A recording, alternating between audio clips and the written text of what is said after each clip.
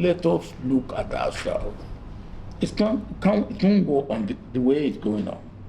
And the youth, whatever we may say to them or do to them, what they are demanding is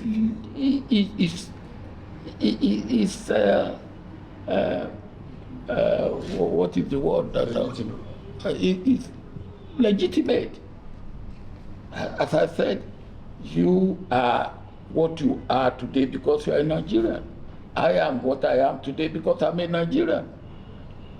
So why should they be Nigerian and be languishing in poverty? Why? And then they make demand for that. And we are not listening to them. They make demand for that, and we are treating it with levity. We are sitting on a keg of gunpowder. They are frustrated, they are desperate, they are angry, they are hungry, they are unemployed, they are in abject poverty. What do we expect? Those boys and girls that have tried to go over the Sahara and go over the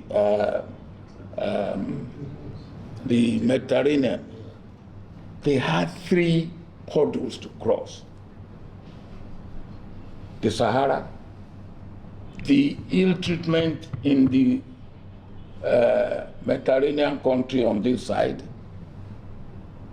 whether it's like Algeria, Libya, or Libya, or wherever, they go through hell. Then the Mediterranean. Then when they landed on the other side. Some of them came here. I listened to them and I was weeping. Now, why should they go through that? Because what you and I have not given them the attention that they deserve. And that's it.